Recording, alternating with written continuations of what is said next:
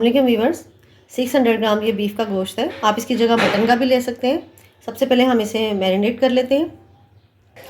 Half table spoon नमक, half tea spoon पिसी हुई लाल मिर्च, 1 टीस्पून कश्मीरी मिर्च, हाफ़ टी स्पून हल्दी, हाफ़ टी स्पून ज़ीरा पिसा हुआ, 1 टेबल स्पून धनिया पाउडर, 1/4 टीस्पून पिसी हुई काली मिर्च, हाफ़ टी स्पून गरम मसाला पिसा हुआ और 1 प्याली के करीब दही।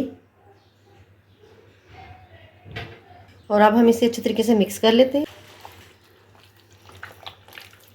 1 टेबल स्पून लहसुन अदरक का पेस्ट वो भी इसमें शामिल कर दें। मैंने इसे अच्छे तरीके से मिक्स कर लिया। अब इसे 2 घंटे के लिए फ्रिज में रख दें। एक फ्राई पैन लें, उसमें 10 से 15 बादाम और 4 टेबल स्पून कोकोनट, ये आप इसको ड्राई रोस्ट कर लें।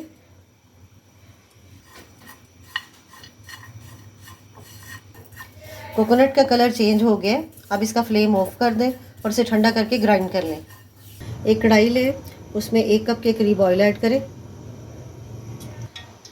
जब ऑयल हल्का सा गर्म हो तो इसमें आधा बादियान का फूल, 2 तेज़पात, 7 लौंग और ये हरी इलायची जिनको इस तरह मैंने खोल लिया, और 2 बड़ी इलायची, दालचीनी स्टिक्स 2 और इसमें डाल दें और इसको कड़कड़ा लें।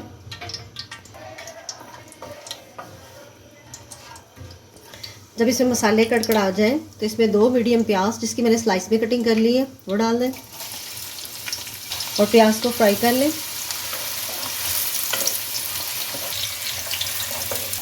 जब प्याज हमारा गोल्डन कलर का हो जाए तो इसमें जो हमने गोश्त मैरिनेट किया है वो उसको शामिल कर दें।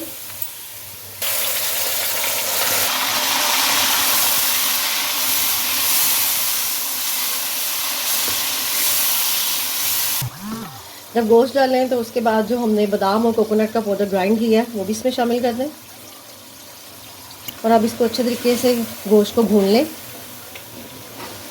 इसको मैंने 5 से 7 मिनट तक अच्छे तरीके से भून लिया है। अब इसके अंदर 5 हरी मिर्चें वो डाल दें।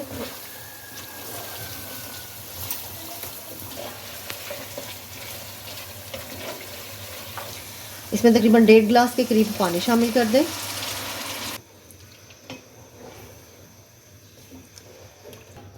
अब देचकी के नीचे एक तवा रख लें और अब कढ़ाई को तवे के ऊपर रख दें। जैसे ही तवा थोड़ा सा वो गर्म होगा, ये पकना शुरू होगा, तो हम इसका फ्लेम बिल्कुल लो कर देंगे। ऑयल आना शुरू हो गया। अब इसके मैंने देचकी के ढक्कन के ऊपर इसको रुमाल से कवर कर लिए। इसको इस तरह कवर कर दें और इसका बिल्कुल लो फ्लेम कर दें। ढक्कन के ऊपर मैंने परात को उल्टा कर दिया। अब परात के ऊपर जो है ना कोई वसनी चीज़ रख दे ताकि इसका दम वो लगा रहे। और अब 1 घंटे के बाद हम इसे चेक करेंगे। सालन को पकते हुए 1 घंटा हो गया है। अब इसको चेक कर लेते हैं।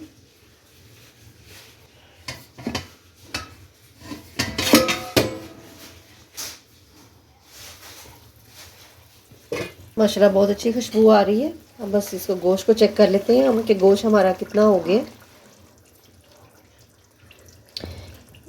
गोश्त भी माशाल्लाह गल गया। माशाल्लाह ग्रेवी देखें हमारी कितनी अच्छी तैयार हुई है इसकी।